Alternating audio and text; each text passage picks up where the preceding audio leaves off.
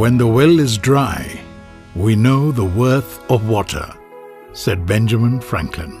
Since times immemorial, village tanks have been one of the most important water resources and a lifeline for the rural communities. Not only the agricultural communities depend on it, but also the fishermen, potters, toddy tappers, pastoralists, fruit gatherers, and all other artisan communities directly benefit from the tank system. A tank is a village water resource formed by constructing an earthen bund across a shallow valley to impound the rainwater runoff from its catchment area. The Telangana region has a rich heritage of cultivation and irrigation dating back to several centuries. During the Kakatiya era, the constructions of tanks were carried out with utmost technical expertise. Tanks such as Ramappa, Pakhal, Laknavaram and Bayaram, which were built by Kakatiyas during the 12th and 13th centuries, resemble seas, and they greatly helped agriculture and overall development and prosperity of the Kakatiya kingdom. The tank system has different functions like irrigated agriculture, soil and water conservation, flood control, drought mitigation, livestock, domestic uses, recharge of groundwater, and protection of the environment. However, this practice had been discontinued over the past 60 years, resulting in the siltation of the tanks, reducing water holding capacity, and ultimately rendering this once carefully planned system less effective. During this period, the Telangana region lost as much as 2.92 lakh hectares of tank irrigation. With a geographical area of 1,14,840 square kilometers and the population of 3.52 crore as per 2011 census, Telangana is the 12th largest state in the country in terms of both area and population. According to a study by Socio-Economic Outlook 2015, about 56% of the state's workforce is directly or indirectly dependent on agriculture for a livelihood, and about 86% of the land holdings belong to small and marginal farmers. The government of Telangana state, and in particular the Honorable Chief Minister and Minister for Irrigation, have been the prime motivators for the project. No sooner did the Honorable Chief Minister of Telangana State, Sri K. Chandrasekhar Rao, take charge, he announced this massive program of restoration of 46,531 minor irrigation sources with an irrigation potential of 25 lakh acres. Out of this, only 37% is irrigated, presently leaving a gap of 63% of irrigation potential. Telangana state has a history of conservation and efficient use of water resources since the reign of Kakatiyas, and hence the name for the initiative, Mission Kakatiya. Survey చేయించి ఇంజనీర్లను ఉరుకులు పరుగులు పెట్టించి మొత్తం వివరాలు తెప్పించుకున్నాం. పోయినాయి మిగిలిన వాటిలో 46,000 చిల్లర చెరువులు ఉన్నాయి. ఈ 46,000 చెరువులు ఖచ్చితంగా మొత్తం పూడికపోవాలి. కట్టలన్నీ బందోబస్తు కావాలి. మత్తళ్ళు తూములన్నీ బందోబస్తు కావాలి. పంట కాలువలు కూడా మంచిగా కావాలి. ఒక్క సంవత్సరం కాలం అయితే 3 ఏళ్ల దాకా కరువు మన దిక్కు మర్రి చూడదు. The slogan Mission Kakatiya, led by Honorable Minister for Irrigation Sri T. Harish Rao, immediately caught the imagination of the people of Telangana state, which led to a massive participation in the program by all sections of people. Soon the plan was chalked out with the top engineers of the state, along with other stakeholders, to restore all water bodies, so as to bring the gap Ayacut into irrigation through the following steps. By desilting the tank beds to restore original water storage capacity, by repairing damaged and collapsed sluices, redesigning and reconstruction of the damaged weirs, redesigning of the tank bunds to their original standards as they have deteriorated due to the jungle growth on the slopes, damaged stone revetment, and seepages through the bunds, among others. By resectioning of the irrigation channels to arrest the uncontrolled seepage of water for smooth distribution to the fields located in the tail-end areas.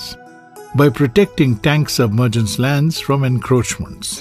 By supporting the tank-based livelihoods, by increasing productivity and profitability of agriculture, horticulture, fisheries, and livestock. Even as the desiltation is one of the main activities of the tank restoration, farmers are encouraged to lift the silt after being tested by the Department of Agriculture for its suitability to apply in the agriculture fields. Application of silt in the fields enhances water retention capacity of the soil and reduces the usage of the chemical fertilizers.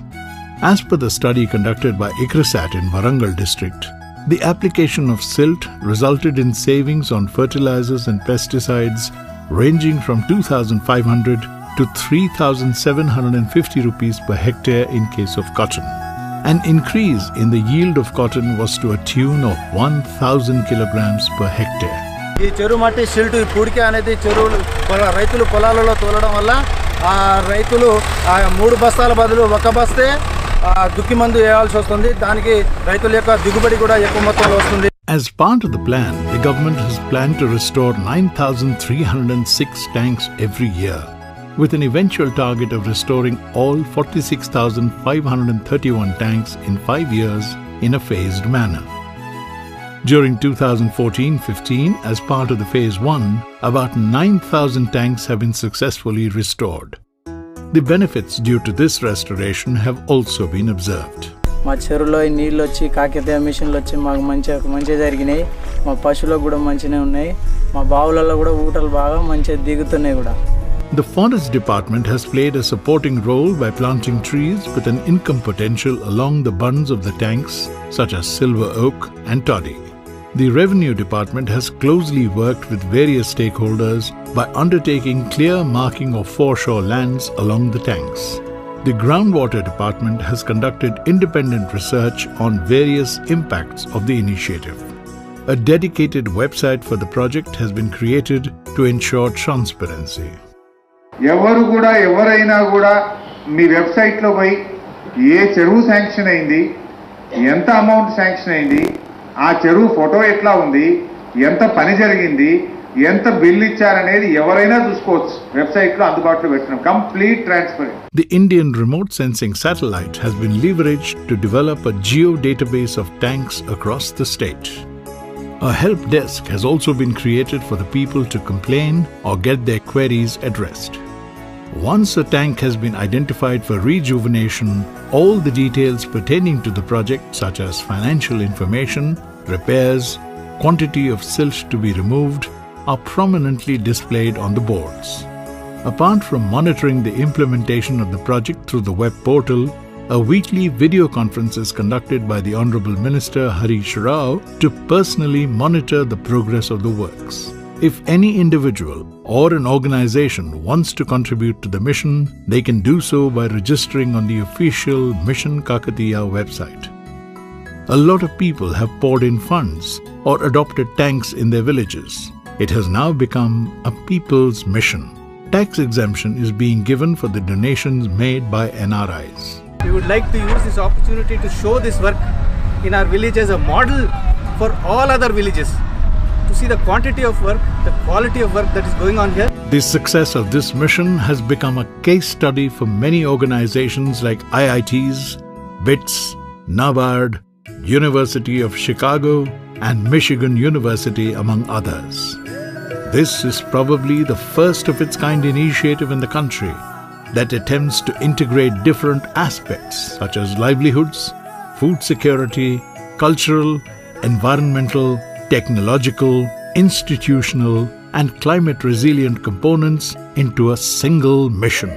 In a few years from now, with the restoration of all 46,531 tanks to their past glory, the tanks will soon be the lifeline of Telangana state, thus empowering the rural economy and the lives of millions of people.